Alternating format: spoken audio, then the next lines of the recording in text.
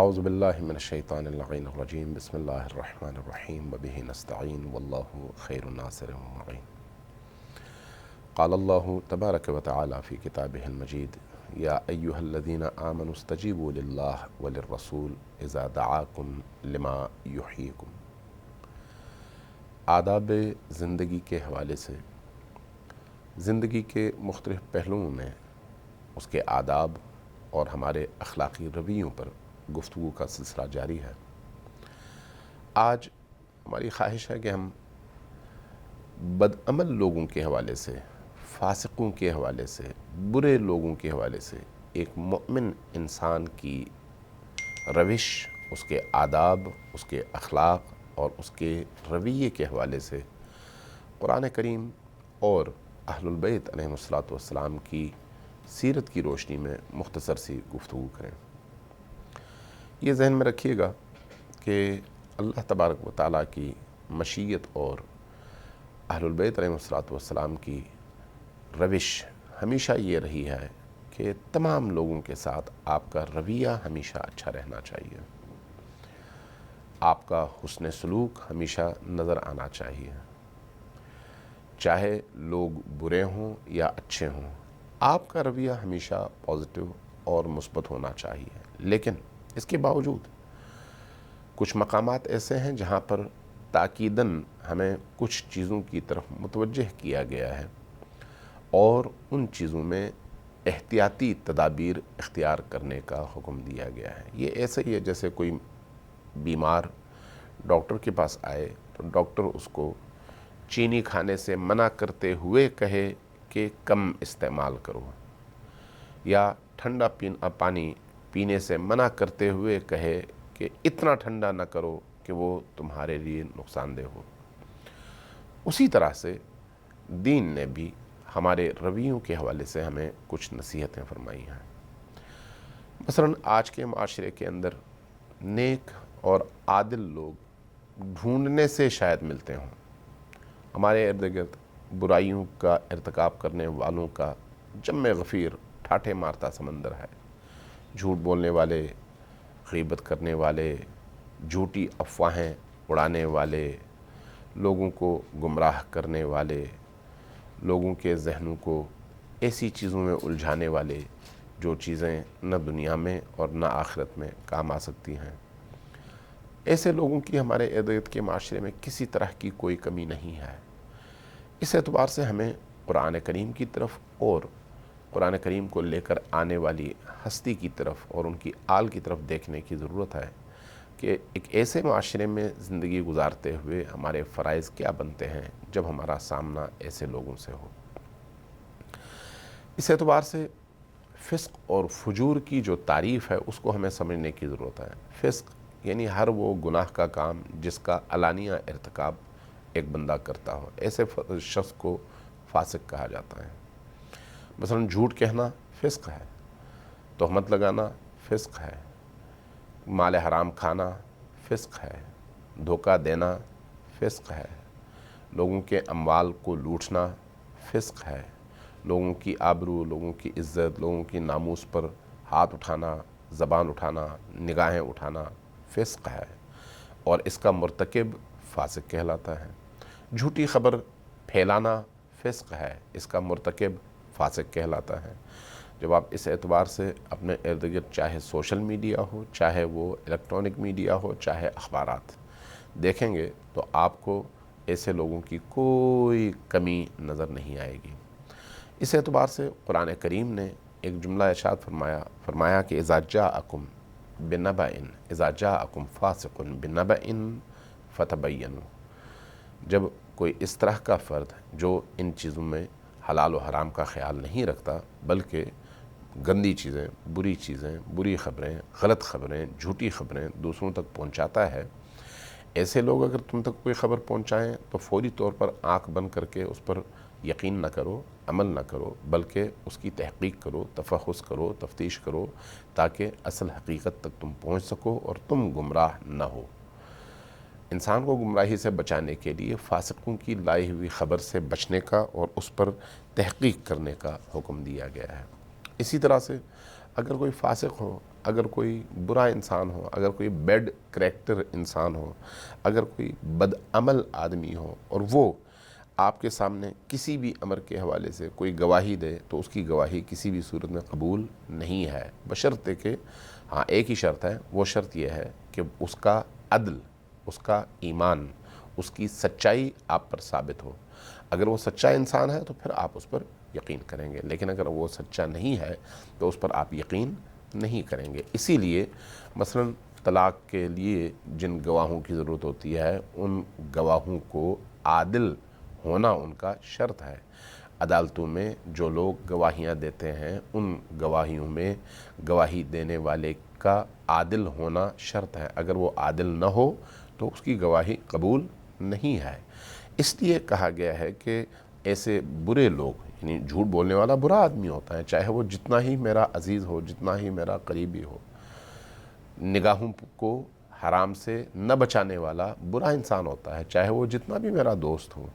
ایسے لوگ جو فسق اور فجور کا اس طرح سے ارتکاب کرتے ہیں اور ان کو اس میں کوئی شرمندگی نہیں ہوتی، ان لوگوں کی لائی ہوئی خبر سے بھی اجتناب ضروری ہے، اور ان لوگوں کی طرف سے اگر کوئی گواہی کہیں پر دی جاتی ہے تو اس گواہی پر بھی یقین نہیں کرنا چاہیے۔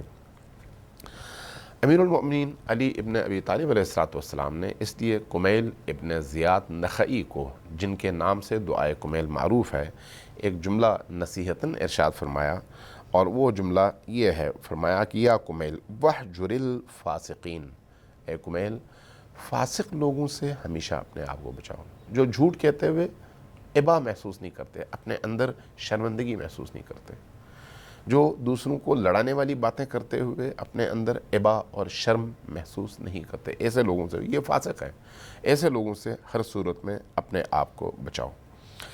امام باقر علیہ السلام نے امام زین العابدین علیہ السلام کے حوالے سے ایک نصیحت بیان کی ہے، اور یہ کافی کی دوسری جلد میں یہ نصیحت موجود ہے۔ اس کے کچھ نکات ہیں اور انتہائی اہم نکات ہیں۔ فرمایا کہ امام سجاد علیہ السلام نے نصیحت کرتے ہوئے فرمایا یا بنیہ، اے میرے بیٹے، انظر خمسۃ فلا تصاحبہم ولا تحادثہم ولا ترافقہم فی طریق، بیٹا 5 چیزوں کی بہت زیادہ کوشش کرو اور خیال رکھو، ان چیزوں سے اپنے آپ کو ہمیشہ اس حوالے سے کانشس رکھو اور حاضر دماغ رکھو کہ کہیں ان کی آفات میں اور ان کی مشکلات میں گرفتار نہ ہو جانا۔ وہ کون سی 5 چیزیں ہیں؟ پہلی چیز یہ ہے کہ جھوٹے لوگوں کے ساتھ اٹھنا بیٹھنا کبھی بھی اپنا شیوا اور اپنی روش نہ بناؤ۔ جھوٹے لوگوں کے ساتھ اگر بیٹھو گے تو تمہارا نقصان ہوگا۔ وہ کیا ہوگا؟ فرمایا کہ بیٹا جب تم جھوٹے لوگوں کے ساتھ بیٹھو گے، یا ابت، میں نے عرض کیا بابا مجھے بتائیے، من ہم عرفینیہم، مجھے عرفنیہم، مجھے ان لوگوں کی پہچان بتائیے کہ ان لوگوں کی پہچان کیا ہے اور ان کے ساتھ اٹھنے بیٹھنے کا نقصان کیا ہے۔ فرمایا ایاک ومصاحبۃ الکذاب، تم ہر صورت میں جھوٹے لوگوں سے اجتناب کرو۔ کیوں اجتناب کرو؟ فَإِنَّهُ بِمَنزِلَةِ السَّرَابِ يُقَرِّبُ لَكَ الْبَعِيدَ وَيُبَعِّدُ لَكَ الْقَرِيبَ، جھوٹا انسان سراب کی طرح سے ہوتا ہے، وہ دور کی چیزوں کو بہت خوشنما بنا کر تمہارے سامنے پیش کرے گا اور تمہیں دھوکہ دے گا، اور جو تمہارے قریب کی چیزیں ہوں گی ان کو اتنا دور کر دے گا، تمہیں نا امید کر دے گا۔ اس لیے اس کی زندگی میں اعتدال نہیں ہو سکتا، اور اس عدم اعتدال کی وجہ سے تم بھی اس مصیبت میں گرفتار ہو جاؤ گے۔ اس لیے جھوٹے سے ہمیشہ پرہیز کرو۔ دوسرا فرمایا وَإِيَّاكَ وَمُصَاحَبَةِ الْفَاسِقِ، اور اسی طرح سے فاسق سے اجتناب کرو۔ میں نے عرض کیا کہ بابا فاسق سے اجتناب کا مطلب کیا ہے؟ فاسق کیا کرتا ہے؟ فَإِنَّهُ بَائِعُكَ بِأَكْلَةٍ أَوْ أَقَلَّ مِنْ ذَلِكَ، فاسق کی خصوصیت یہ ہے کہ وہ تمہیں ایک لقمے کے عوض بیچ دے گا۔ ذرا آپ اپنے گرد نظر دوڑائیے، آپ کو اس طرح کی ہزاروں مثالیں مل جائیں گی۔ ایک لقمے کے عوض، 10 روپے کے عوض، چھوٹے سے چھوٹے مفاد کے عوض آپ کی عزت، آپ کی ناموس، آپ کی شخصیت، آپ کا احترام، سب کچھ وہ داؤ پہ لگا دے گا۔ چھوٹے سے مفاد کی خواہش میں کہ وہ مفاد اس کو مل جائے۔ تو اس لیے فرمایا کہ فاسق سے ہر صورت میں اپنے آپ کو بچاؤ اور اس سے اجتناب کرو۔ تیسری چیز فرمایا وَإِيَّاكَ وَمُصَاحَبَةَ الْبَخِيلِ، کنجوس اور بخیل انسان سے اپنے آپ کو بچاؤ۔ کنجوس اور بخیل انسان کون ہے اور اس سے بچانے کا فائدہ کیا ہے؟ فرمایا فَإِنَّهُ يَخْذُلُكَ فِي مَالِهِ أَحْوَجَ مَا تَكُونُ إِلَيْهِ۔ یہ جو بخیل انسان ہے وہ جب تم ضرورت کی شدید ترین مشکل میں گرفتار ہوگے تو ایک ایسے موقع پر وہ تمہیں ذلیل کرے گا، تمہیں خوار کرے گا۔ ایسا انسان کنجوس ہے، اس کی کنجوسی سے اپنے آپ کو بچاؤ۔ آگے فرمایا وَإِيَّاكَ وَمُصَاحَبَةَ الْأَحْمَقِ، بے وقوف، احمق، کم عقل لوگوں کے ساتھ اٹھنے بیٹھنے سے گریز کرو۔ پوچھا وہ کیا کریں گے؟ فَإِنَّهُ يُرِيدُ أَن يَنْفَعَكَ فَيَضُرُّكَ۔ احمق لوگ تمہیں فائدہ پہنچانا چاہیں گے، لیکن اگرچہ نیت ان کی ٹھیک ہوگی، لیکن چونکہ احمق ہیں، لیکن چونکہ بیوقوف ہیں، چونکہ عقل سے، فہم سے، ادراک سے عاری ہیں، اس لیے وہ نفع پہنچانے کی نیت سے تمہیں نقصان پہنچائیں گے۔ وَإِيَّاكَ وَمُصَاحَبَةَ الْقَاطِعِ لِرَحِمِهِ، قاطع رحم، رحم کا خیال نہ رکھنے والے، قطیع رحم کرنے والے، اپنے رحم کے رشتہ داروں کا خیال نہ رکھنے والے لوگوں سے تم اپنے آپ کو بچاؤ۔ کیوں؟ فَإِنِّي وَجَدْتُهُ مَلْعُونًا فِي کتاب اللہ، اس لیے کہ میں نے اللہ کی کتاب میں دیکھا ہے کہ اللہ نے ان پر لعنت فرمائی ہے، اللہ کی رحمت سے وہ دور ہوتے ہیں۔ جو لوگ اللہ کی رحمت سے دور ہوں ان کے ساتھ تم اگر بیٹھو گے تو تم بھی اسی نتیجے کا شکار ہو جاؤ گے جس کا وہ ہے، یعنی تم پر بھی اللہ کی رحمت اس وقت نازل نہیں ہوگی اور اللہ کی رحمت سے تم محروم ہو جاؤ گے۔ اس لیے امیر مومنین علی ابن ابی طالب علیہ السلام نے امام حسن علیہ السلام کو جو نصیحتیں کی، ان نصیحتوں میں سے ایک یہ ہے، فرمایا کہ فاسق افراد کو اگر وہ تمہارے سامنے آئیں تو ان سے عزت سے پیش آؤ، مدارا کرو، احترام کرو، محبت کا اظہار کرو، نرمی سے پیش آؤ، حسن سلوک سے پیش آؤ، لیکن دل میں ان کے اس بد عملی سے، ان کے اس برے کیریکٹر سے بیزاری محسوس کرو، یعنی تمہارے اندر اس کے لیے محبت پیدا نہیں ہونی چاہیے اس کے عمل کی وجہ سے، یعنی تمہارے اندر ایک بیزاری کی کیفیت تمہارے باطن میں ہو کہ چونکہ یہ شخص اللہ کے حلال اور حرام کا خیال نہیں رکھتا، کہیں اس کی اس مشکل کا شکار تم نہ ہو جاؤ، اس لیے دل میں اس سے محبت بالکل بھی نہ کرو، لیکن اس سے احترام سے پیش آؤ، احترام کے رویے میں کسی طرح کی کوئی کمی نہیں ہونی چاہیے۔ کچھ لوگ اسلام کے حوالے سے بڑا اپنے آپ کو مسلمان ظاہر کرتے ہیں، آج آپ کے ارد گرد اپنے سیاستدانوں میں بھی دیکھیں، تاجروں میں بھی دیکھیں، جب اسلام کا نام لیتے ہیں تو لگتا ہے کہ ان سے زیادہ اسلام کا پابند کوئی نہیں ہے، لیکن جب امتحان آتا ہے، جب اسلامی اقدار پر عمل پیرا ہونے کی باری آتی ہے تو سب سے پہلے میدان سے غائب وہی لوگ نظر آتے ہیں۔ آپ کے سیاستدان دیکھ لیں، سب اپنے آپ کو مسلمان کہتے ہیں، اور جب قرآن کی بات آتی ہے تو کہتے ہیں ہماری سر آنکھوں پر، جب اللہ کے دین کی بات آتی ہے تو کہتے ہیں ہم سب مسلمان ہیں، لیکن جب امتحان آتا ہے تو نماز ان کی نہیں ہوتی، قرآن کی ایک آیت وہ پڑھ نہیں پاتے۔ کیسا اسلام ہے؟ کیسا مسلمان ہے یہ؟ ہاں، بظاہر اسلام کا اظہار ضرور کرتے ہیں، تو اس لیے ایسے لوگ جو بظاہر اسلام کا اظہار کرتے ہیں لیکن ان کے اندر اسلام نہیں ہے، ایسے لوگوں سے بھی اپنی عملی زندگی میں کوشش کرو کہ اتنا قریب جاؤ کہ ان کی آگ میں جلنے سے اپنے آپ کو بچا سکو۔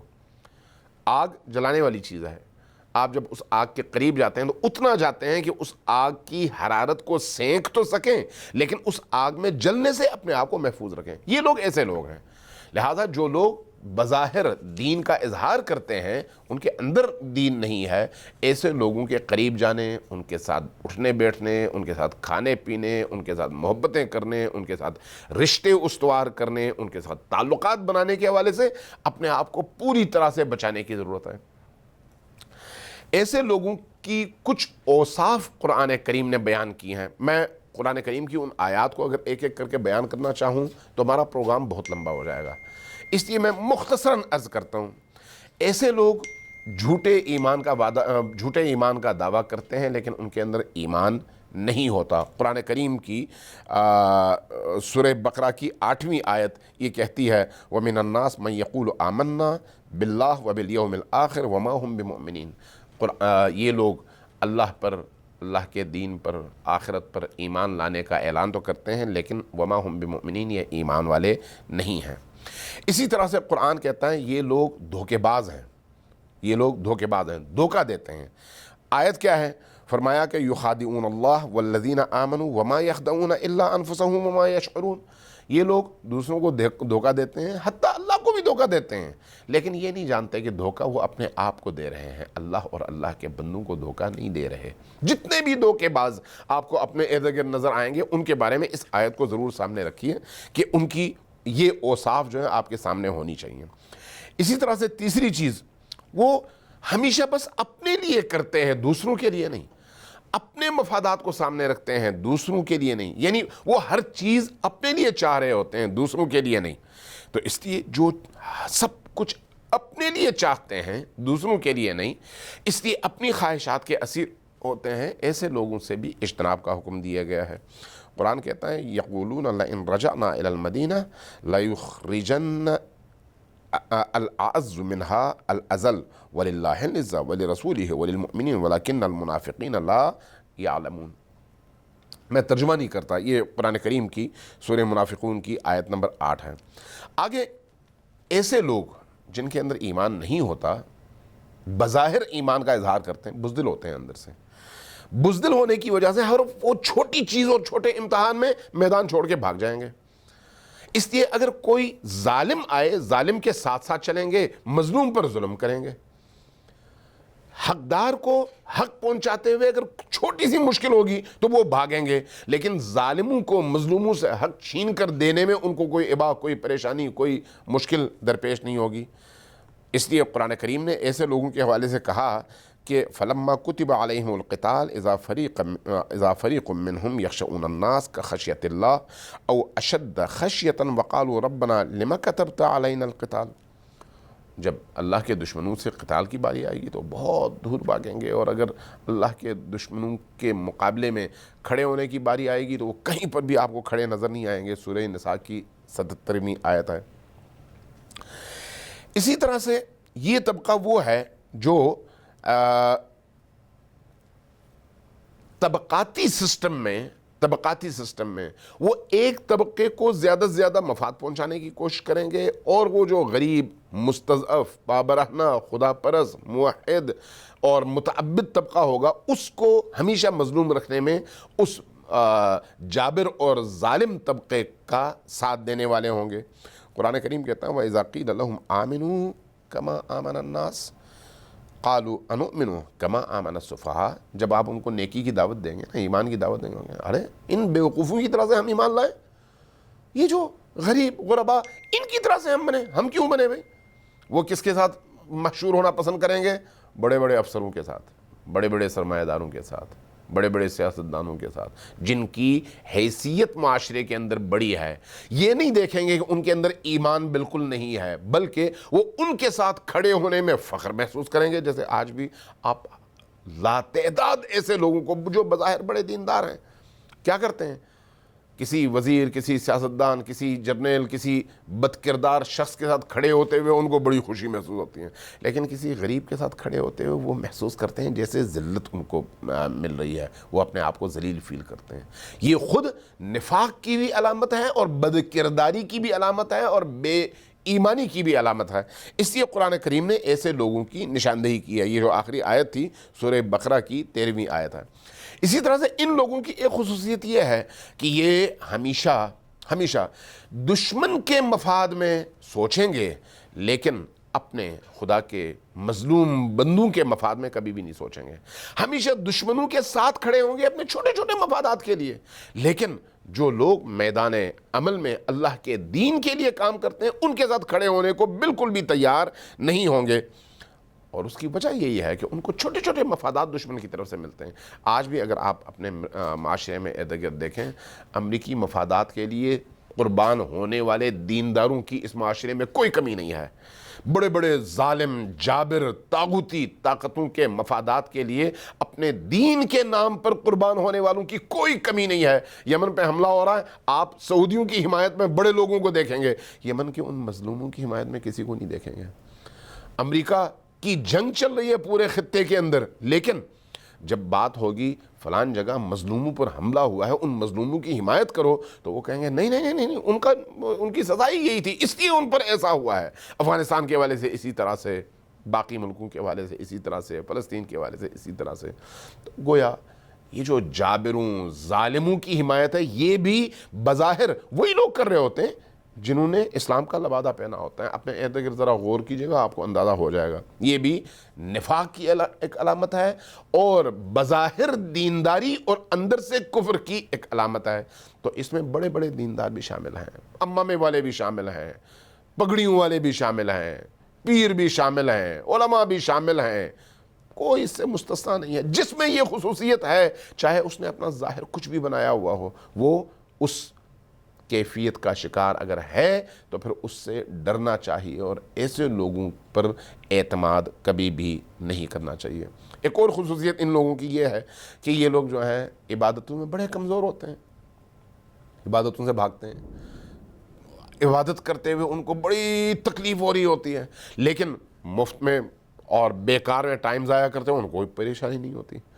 اگر وہ کسی مظلوم کے حق میں بات کرنے کی باری آئے تو ان کو بڑی پریشانی ہوتی ہے، لیکن فضول کی بیہودہ محفلوں میں پورا پورا دن، پوری پوری رات گزارتے ہوئے انہیں کسی طرح کی کوئی تکلیف نہیں ہوتی۔ لیکن جب اللہ کی بارگاہ میں 10 منٹ کے لیے اپنی پیشانی زمین پر رکھنے کی باری آئے تو ان پر بڑا سخت گزرتا ہے، کرتے ہیں لیکن بڑا سخت گزرتا ہے۔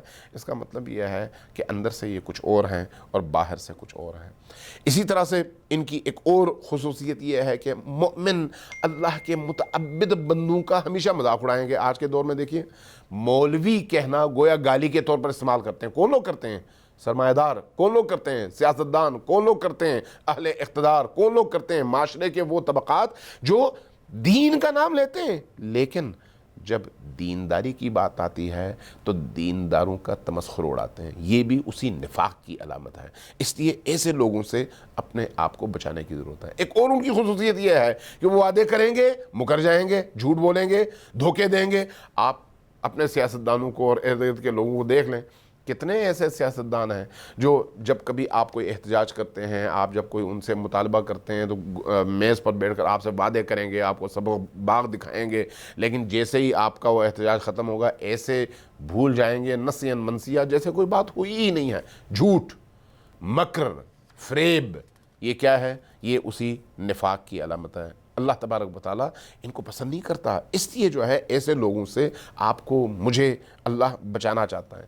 ایسے ہی لوگ ہیں جو اچھے لوگوں کی ہمیشہ برائی کریں گے لیکن برے لوگوں کو اپنے سروں پر بٹھائیں گے۔ ایسے ہی لوگ ہیں جو ہمیشہ نیک لوگوں سے خیانت کریں گے اور برے لوگوں سے اپنے اخلاص کا ثبوت دیں گے۔ ایسے ہی لوگ ہیں جو حق کو کبھی بھی پہچان نہیں سکتے لیکن ناحق کے ساتھ ہمیشہ پھرتے رہیں گے۔ ایسے ہی لوگ ہیں جو عیاشی کے لیے ہمیشہ حاضر ہوں گے لیکن اللہ کے دین کی راہ میں قربانی دینے کے لیے کبھی بھی تیار نہیں ہوں گے۔ اللہ تبارک و تعالیٰ نے جو دین ہمیں بھیجا ہے اور جس دین کا حامل بنا کر ہمیں اس دنیا میں مبعوث کیا ہے، زندگی دی ہے اور ایک ذمہ داری دی ہے، اس کی خواہش یہ ہے کہ ایسے تمام لوگوں کے ساتھ ہمارا سلوک حسن سلوک کا ہونا چاہیے، لیکن ان کے آگ سے، ان کے شر سے ہمیشہ اپنے آپ کو محفوظ رکھنا چاہیے، اور کبھی بھی ایسے لوگوں پر اعتماد بھی نہیں کرنا چاہیے اور ان کے ساتھ اخلاص والا مظاہرہ بھی کسی بھی قیمت پر نہیں کرنا چاہیے۔ اللہ تبارک و تعالی ہم سب کو دین کی ان قدروں اور احکام پر عمل پیرا ہونے کی توفیق اور سعادت نصیب فرمائے۔ والسلام علیکم ورحمۃ اللہ۔